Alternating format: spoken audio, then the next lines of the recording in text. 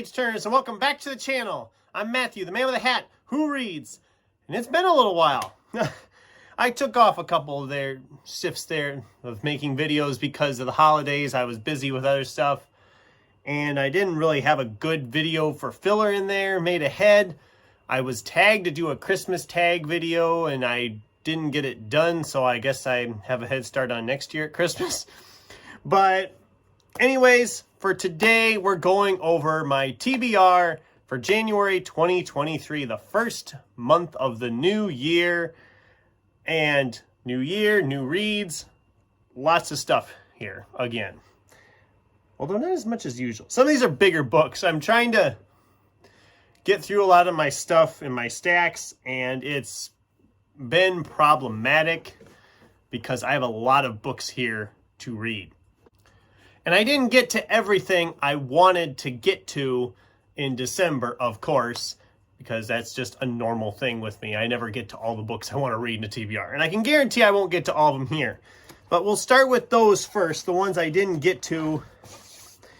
And these might, in some possible chance, still get into 2022 in December, but I'm doubtful. None of these are started right now as I'm filming this. And they're all thick enough that I don't think I'll get them finished. So, one of them is Andrzej Sapkowski's Lady of the Lake. I wanted to get The Witcher finished. Didn't happen. It's the thickest of these three, and it's not started, like I said. So I'm doubtful that I'll get this finished. Same with Tarzan and Return of Tarzan. I didn't get to that. Again, thick enough, so whatever. And Annalee Newitz's Future of Another Timeline. This is the shortest of the three. And like I said, these have all been on these videos before. If you watch the channel at all regularly, you know this showed up back in September already. And this showed up in November already. But all three of these will most likely be January. I'm probably lying, but I'm planning to get to these hopefully in January. One of these three might be started before the end of the year, so we'll see what happens. If you recently watched my 2023 rereads plan video, you know I'm planning to reread Harry Potter here the first 5 months of the year. And I'm, of course, starting that off with books 1 and 2. Gotta get a better grip on them. Here we go. Sorcerer's Stone and Chamber of Secrets. These are not either one very thick. This is before the books got overly thick. And I wanted to go back to Harry Potter. It's been a long time, and I figure I can get these two in pretty easily this month because these move really quickly. And I'm going to get through both of those. Probably on the first, I'm going to start with Sorcerer's Stone right away. Regardless of what else I'm currently reading, that one is starting first.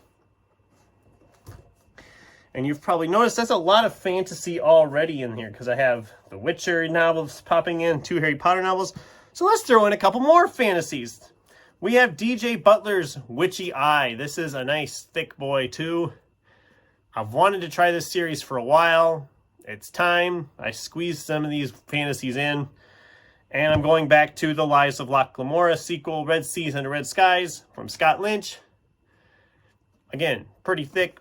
So I'll just make that a little bit of an announcement right now. If you're a big fan of fantasy and you've been bummed that I haven't been reading much fantasy, this is your year. I have a ton of fantasy books sitting around to read. I'm going to try to get through a bunch of them this year with everything else I want to read this year. Oh my God, I'm taking on too many books this year, I can see already. But both of these are pretty thick. They'll probably take me the whole month to get through these two. But we'll see. They're, like I said, they're pretty dang thick. And I wanted to get back at fantasy, like I said. And I have another mass market in case those aren't enough for me to get through. This is Mark Greeny's The Gray Man. This is the first in his Gray Man series. I haven't seen the movie they did, although I kind of wanted to, even though I heard the movie wasn't all that. And I do want to try the book. There's like a ton of these in this series now. There's like 10, 12 of these, I think, now. I don't know if I'll continue and read the whole series, but I'll give it a shot.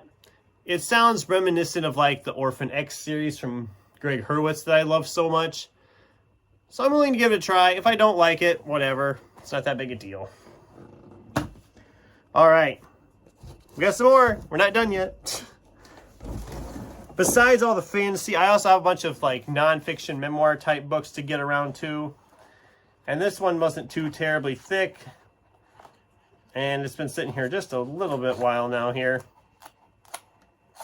This is Eric Idle's Always Look on the Bright Side of Life, a sorta biography. I mean, what more can I say?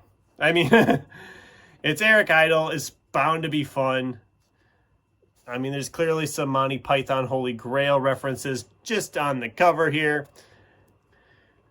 So I'm looking forward to it. I think it'll be a pretty quick read. It's not too terribly thick. I think it's like, what, 250? 270? 270 pages, roughly. And the print's decently sized. There's a lot of pictures. I think I'll fly through this pretty quick. All right. I mentioned this one recently in a book haul video, but again, it's not very thick, so I figured I'd squeeze it in. This is Bill Flanagan's 50 in Reverse. It sounds like the guy, all of a sudden, he's a 65-year-old man from the year 2020 and went to sleep at home in New York and woke up in his childhood bedroom 50 years earlier. So it's kind of a time travel-y type novel, or a body swap novel, or whatever you want to call it. It sounded interesting. The premise sounded fun. I love this little like audio cassette looking cover, which I thought was fun. If you young people don't know what an audio cassette is, look it up. I mean, it's how we got music before CDs and streaming. So, and after records. I mean, it all kind of. My age is showing. Never mind. Then we got Matt Ruff's 88 Names. Sounds like the character in here is a paid guide to online role-playing games. For a fee, he and his crew will provide you with top-flight character and take your dragon slaying in the realms of Asgarth or battling hordes of undead in the zombie apocalypse. So, virtual reality gaming type stuff. And Matt Ruff is an author who hasn't really let me down yet. I mean, I've read 3 of his novels now, and they all were good for different reasons. He's also an author who hasn't really committed to one genre. So I am curious to dive into something from him that sounds like a Ready Player One type thing. We'll see how it is. This was actually a large print edition, so this looks thick, but it isn't really that thick.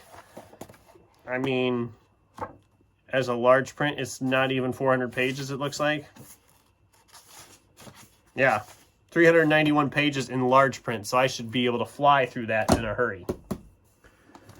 And then I went to the library, and we got a couple books at the library recently. Well, one was a little while it's been out, but I haven't gotten to it till now. But the other one they just got, and I was the first one to get it from them. This is Sonny Dean's The Book Eaters. This was recommended recently by Sin over at Sin's Book Nook. I'd heard about it before she really talked about it, but I didn't know a lot about it. And yeah, this cover's doing some really funky reflections there. You can see me double on the screen. That's kind of fun, isn't it? If I zoom in really close, can you see me like a third time? You can. That's cool. It never ends. Anyway, I've heard really good things about this. It's kind of a horror-esque novel. It's not terribly thick. I should be able to get through this one in a real good, fast pace. Especially because I'm excited to read it, so that'll be good. And this is the big boy. This is Robert Galbraith's The Ink Black Heart. I've really enjoyed the Corman Strike series in the past. The books keep getting bigger, though, in this series. This book clocks in at 1,011 pages, so this is going to be a commitment. I'm going to get it read this month easily. This is probably the one that's going to throw off all those other books I have sitting there. But I didn't realize it was this thick when I picked it up, because I had a couple I was going to pick up besides. But then when I seen how big this guy was, I thought, I'll wait and just take this one and the other one, and it's a lot heftier than I expected. So, wow, the whole thing echoed. That'll be a huge commitment for the month as well. It will get done. It'll probably be I'll get one of the biggest books I read this year out of the way right away, other than a bunch of other big books I talked about recently that I have sitting there. So, yeah, that is my fairly sizable TBR for January. This looks like 1, 2, 3, 4, 5, 6, 7, 8, 9, 10, 3, 4, 5, 6, 7, 8, 9, 10, 11, 12, 13. 13 books if you count the 3 from December that are carrying over. That may or may not be started before the month starts. If they're not started, I might not get to them either, just because I got this ginormous Robert Galbraith novel. So that's my TBR for January 2023. We're going to kick it off into gear right away. What's on your guys' TBRs for January of 2023? What are you kicking off the new year with? I'd love to have a discussion started in the comments down below. Thanks for watching, and until next time, keep turning pages.